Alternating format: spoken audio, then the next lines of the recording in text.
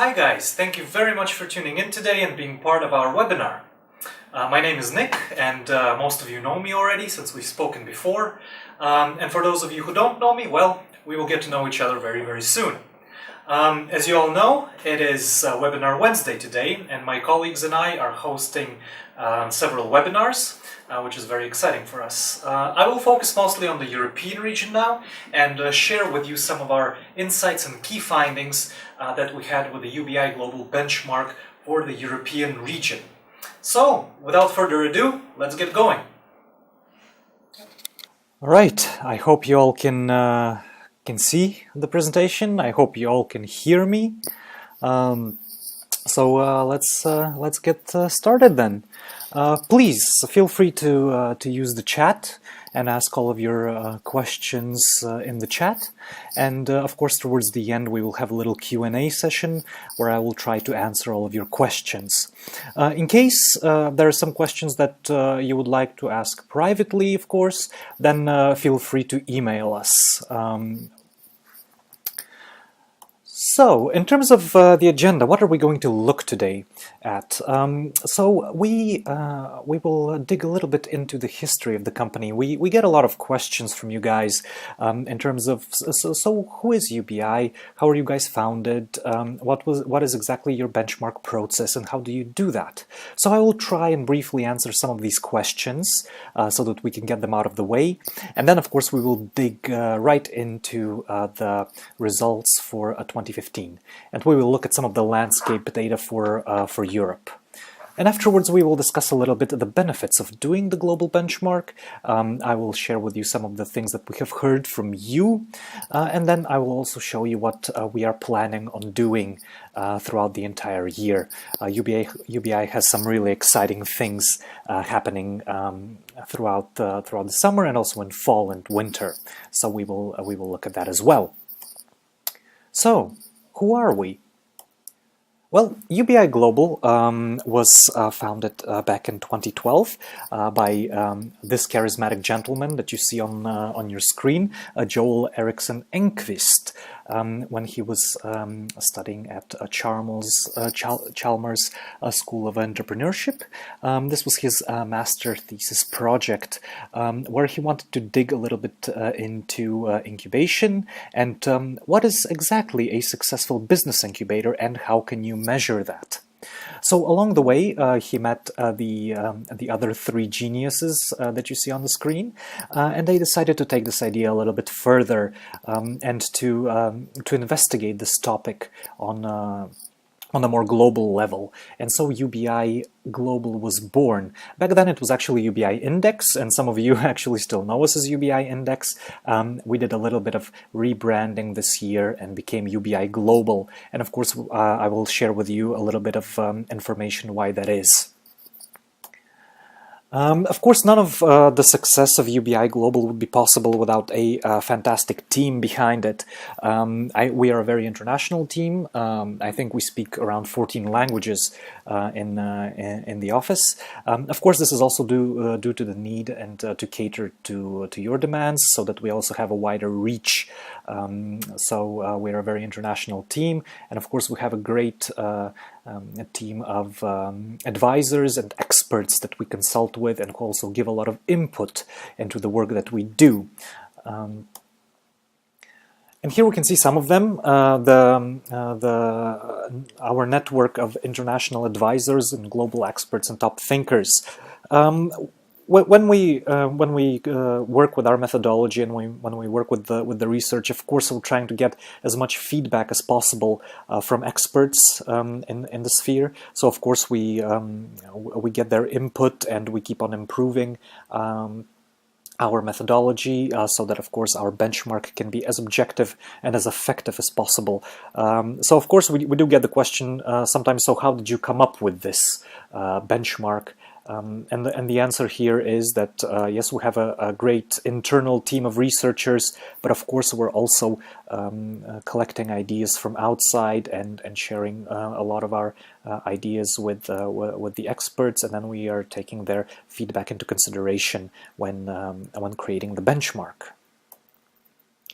This is actually one of my favorite slides. It actually captures what it is that UBI is doing. Of course, at the center of it all are the university business incubators. This is our main audience and with whom we work. But more and more we have seen throughout the past years that the different players of the entrepreneurial ecosystem started reaching out to us and started generating a lot of buzz about the work that we do. So we work with a lot of government structures, we work with the investment community, with the Islamic Development Bank in the MENA region. We work with CISCO, and I'll get to that in a bit, and of course trade associations and university research institutes. So we actually have seen this network form around us, and we actually want to take advantage of that even more so this year. And I will get to how we are going to do that in a little while. So when it comes to our collaboration with CISCO, we do get a lot of requests from companies and corporations to work with them, but we are actually quite picky when it comes to that. We really want to work with companies who are kind of like-minded and who really have a very interesting goal. And CISCO approached us with a very interesting idea. They were interested in seeing what is the ecosystem in the US when it comes to social innovation. So we came together and we sat down and we discussed how we could measure that. And in spring 2015, we had the pilot project where we created the first ever benchmark for measuring incubation programs within social innovation. It was a great success. We managed to get a lot of the we managed to get to know a lot of the social innovation business incubators and share some ideas with them. So we will see whether we can take this on a global level in the years to come. But in case you're interested to know more about this project, of course you can find it on our website, ubi-global.com/social. So all of the information is there, or of course you can email us, and we will be more than happy to share more information about that. So let's have a little bit of a look in terms of the benchmark process and how it is that we managed to benchmark you guys. So at the center of it all is, of course, our framework. And here, some of you know this slide very well, but I just want to clarify it because, of course, we get a lot of questions about that as well. So this really is the skeleton of our benchmark, the skeleton of our research.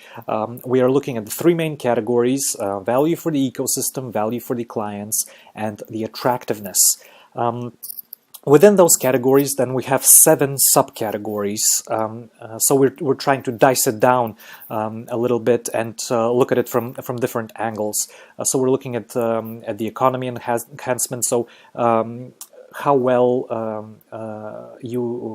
you generate an economic impact in your ecosystem. We're looking at the quality of your services and your premises within incubation offer. We're looking also at your ability to provide relevant access to funds for your client startups, which you can see in the access to funds subcategory. The network is, of course, also very important. So we're also looking at your ability to provide your client startups with quality access to the marketplace. Within these subcategories, we're also looking at around 55 KPIs. And actually what is really interesting is that some of these KPIs can overlap throughout various categories and various subcategories, and then we give a different weighing to the KPIs depending on their relevancy within each category. So we're kind of also trying to balance that out. When it comes to the process, then, all of you are very, very familiar with the data collection process. Obviously, this is the time when we send out the survey. This is also the time when UBI gets quite annoying, probably, when we're trying to remind you guys to fill in the survey. When we also send you all of the documents to verify and to fill in. So you all know this process. But behind the scenes at UBI, what happens afterwards is actually quite a lot of statistical work in terms of treating the data and attributing scores. Of course, it is very, very important for us to normalize the data and to make it comparable and to correlate it using various statistical methods. I'm not going to go into a lot of detail about that. This is what our geniuses in the research team are doing, but I think it is quite important to mention that we do take a lot of time to make sure that the data is reliable and comparable. Towards the end, of course, we at step 4, we do the validation and the rankings. Here we are accumulating all of the scores for each incubator, and we are doing additional adjustments based on your type and the ecosystem that you are in, your age, and also your sector. And then towards the end, when we're ready to produce the benchmark, we already have a reference line based on which then we can evaluate the performance of each individual incubator and ascertain certain strengths, certain weaknesses, and identify areas of improvement. Of course, we also do get a lot of questions in terms of, well, okay, we are an incubator in the US, and how can you compare us to an incubator in Egypt? Or, well, our ecosystem in Russia, for instance, is very different than the ecosystem in the rest of Europe. Also, African incubators tell us, well, you know, sometimes it's quite difficult for us to participate because we know that we probably don't stand a chance against the strong ecosystems in Europe and the US. Well, here it is also important to note that we are using a lot of secondary sources so that we can adjust the ecosystem bias. So just to give you an example, if we have, for instance, a business incubator in Silicon Valley, and that business incubator produces one job, and then we have a business incubator in Egypt who also produces one job. We would actually give a higher rank to the one in Egypt, simply because in the US and in Silicon Valley, for instance, the ecosystem is a lot more developed.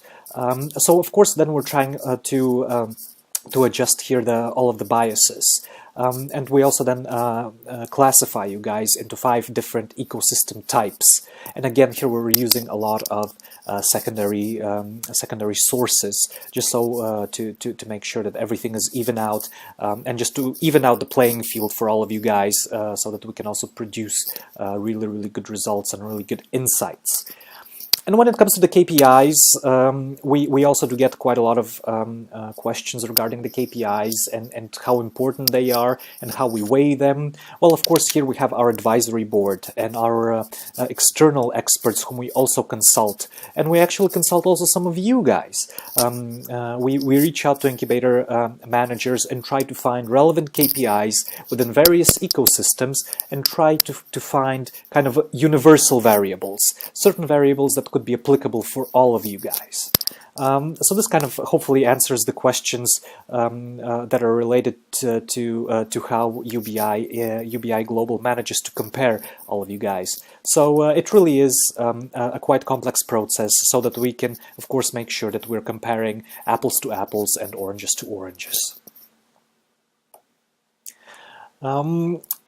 Towards the end, then, we also make final adjustments. We of course look at 2 different types. We look at the business incubators, and we also look at the business accelerators. We're also looking at different variables, which are your budget, the number of employees, the number of client startups. Of course, we also look at the various sector categories. And this year, of course, we've also added the social innovation category based on the collaboration that we had with CISCO. So again, we're trying to keep our benchmark universal. We're trying to keep it well balanced, but we also try and dissect it as much as possible so that each of you can get relevant information, relevant data out of it. So, in short, we would like to think that the methodology is really reliable and robust.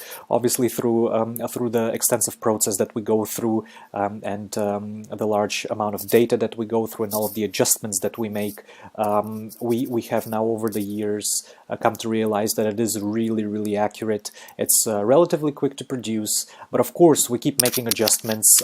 We keep adding new features. So that of course we also stay in line with the global developments and global trends. So yes, we're trying to have a good foundation, but also of course stay dynamic.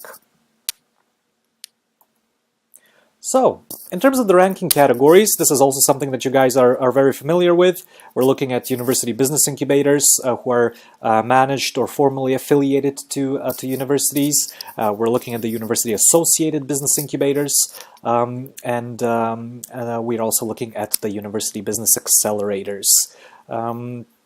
And then we have, of course, two processes of ranking and benchmarking, and we are going to focus right now more on the benchmarking process.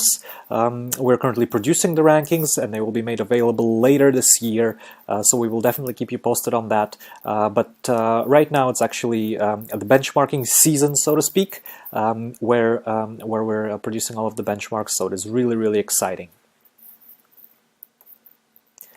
Whew, all right, so finally, what you guys all came to witness, we will now look at some of the preliminary results that we have seen for Europe for this year. So this is our benchmark sample, the global benchmark sample. We had a really great amount of incubators participate this year. Thank you all for being part. In the benchmark. Some of you are returning and you have participated last year. Some of you are new to the benchmark, so welcome on board, and we're looking forward to have you within the next years to come. So this is kind of the breakdown of it all. We're looking at 6 different regions. This year we're introducing a new region, which is the MENA region, the Middle East and North Africa region. We've seen a lot of interesting and exciting things happening there, so we decided to single it out a little bit and dig deeper into the region. In terms of the sectors, as mentioned previously, we've added the sector of social innovation. So it is very exciting to have that new and fresh sector in as well. When it comes to the landscape data of Europe and the regional sample of Europe, we had 168 incubators which applied, and we've benchmarked 113. And as you can see, this constitutes around 35%, 34 to 35% of the total sample. So I think it is safe to say that Europe is definitely our most represented region. So thank you again for participating. We managed to get some really interesting insights here. So, where do you guys belong to? We got an almost even spread, so to speak. So we have close to 20% of university-managed business incubators, so what we call UBs, the University Business Incubators. When it comes to the university associated or university affiliated business incubators, this is the largest represented category. These are the ones who are not managed by a university but have a formal affiliation. So this constitutes around 44%, and then finally we have 37% of the university associated business incubators who work closely with the university but have no formal affiliation. This is actually a very interesting trend, and we will focus on that this year quite a lot. We have seen an increase in virtually enrolled startups in the incubation program. We have seen that virtual incubators have been increasing over the years. It will be actually interesting to see from the past benchmarks that we have done what the data has been. but we have seen a increase in the virtual space. So this is obviously a trend that we will continue following, and we will probably highlight it in our global benchmark report for 2015, just to see how the development has been going on, and maybe also make some predictions in terms of where it will be going. In terms of location, this is also quite interesting to look into. So the vast majority of you are obviously located in an urban area. What makes this really interesting is actually to try and draw comparisons and parallels between the output of business incubators that are located in an urban area and, say, in a rural area. Here then would be quite interesting to see, how the rural incubators manage to compare to that. Obviously, the urban ones have the ecosystem around them, so it might make it a little bit easier. But I'm pretty sure there could be some very interesting best practices also in business incubators in a rural location. So that's why we also ask this question, so that we can dissect the ecosystems even further.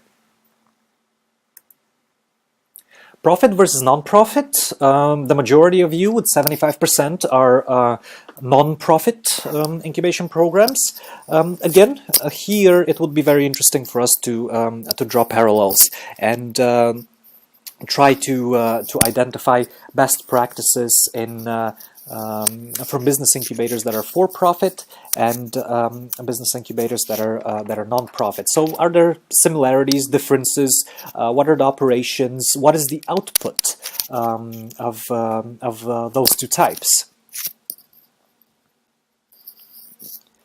In terms of your age, also a very interesting slide. So when were you founded?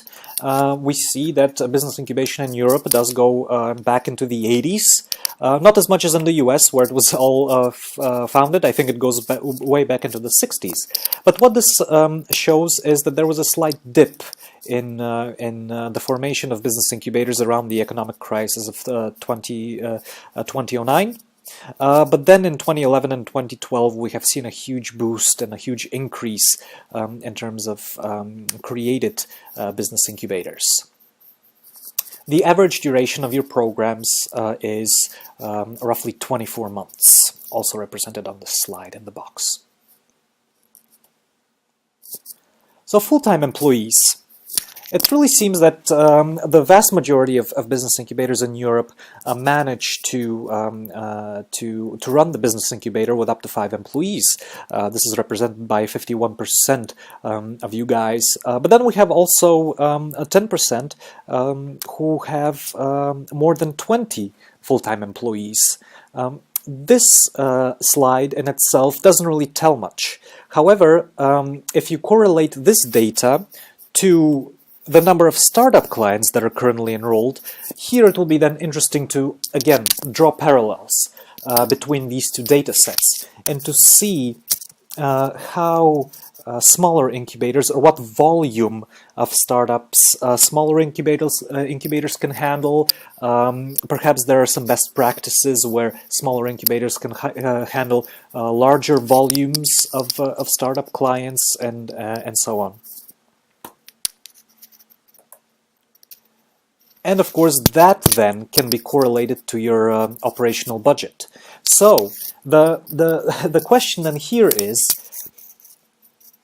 it really that necessary to have a big team, a lot of startups, and a huge operational budget in order to produce successful startups? So what is then the survival rate? Because sometimes, quantity does not necessarily translate into quality.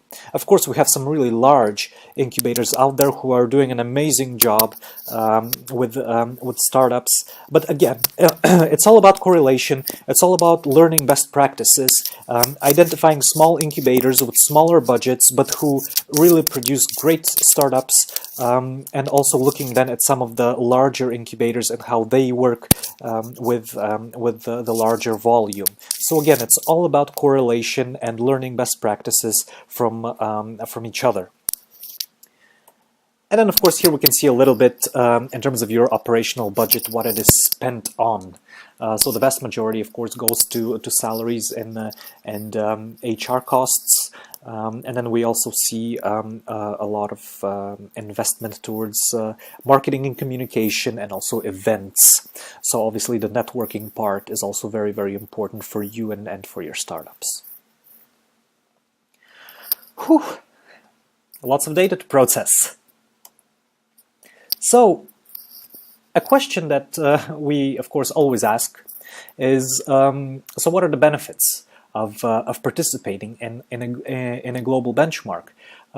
Obviously, we collect this information, so actually this is right out of the horse's mouth. So we have been asking you guys why you participate and why you do this with us. And this is some of the answers, or some of the top answers that we have been getting.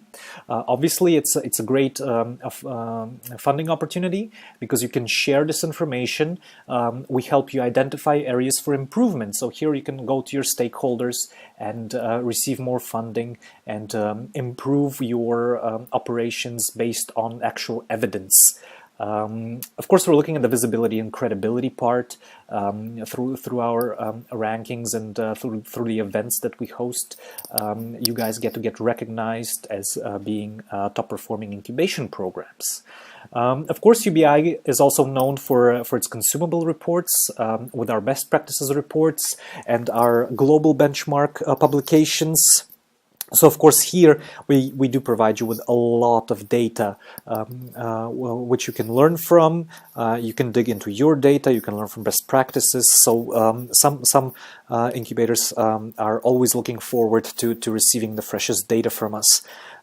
In my opinion, of course, the strategic and monitoring tool is key here as well. I know that a lot of you do internal evaluations. Some of you are closely connected to your regional government or national government, and you do evaluations through there as well. But I have also personally heard from a lot of you guys that it is great that UBI is an independent company and we can give you kind of the global perspective and we can evaluate you on a global level and on a sector level and kind of give that additional perspective and some additional tools in terms of monitoring your year-on-year performance and kind of help you follow the trends and the developments.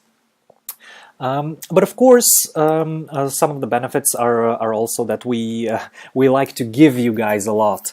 Obviously, we very much value the time that you take to fill in the survey. I know it can be cumbersome sometimes, and we are continuously working on improving the survey, and we're getting a lot of great feedback from you guys. So, of course, we want to give you also a lot in return. Some of you actually have already received their live video presentation of your personal results. So that is great, and I'm very happy that some of you managed to join us today, also to look at more of the European landscape. So all of the participants are, of course, welcome to book their presentation with me, and we can then book up to 45 minutes or even more, so that we can look into your results and see how you've performed, and then see what steps we can take to work together and improve those results. You will, of course, also get a wonderful scorecard with your results, which you can use as a learning tool. And of course, you will get a certificate of participation for completing and conducting the UBI Global Benchmark. The certificate will be sent to you via regular mail, so make sure to check your regular mail inboxes in the next couple of weeks, as you will be receiving your certificate of participation and perhaps some other gifts from UBI as well. Now, coming back to the entrepreneurial ecosystem and seeing all of those players that we are involved in, we have actually listened also to a lot of you guys and a lot of the incubator managers. In terms of great UBI, we really love the work that you do. We love the reports that you produce. But is there a way to take this a little bit further and to meet more and to network a little bit more? So we feel that now, after being around the block a little bit, we are ready, and we can offer now memberships for all of the incubators. Of course, we have a lot of incubators that really want to dig a lot deeper into their results, so we have several options that we came up with.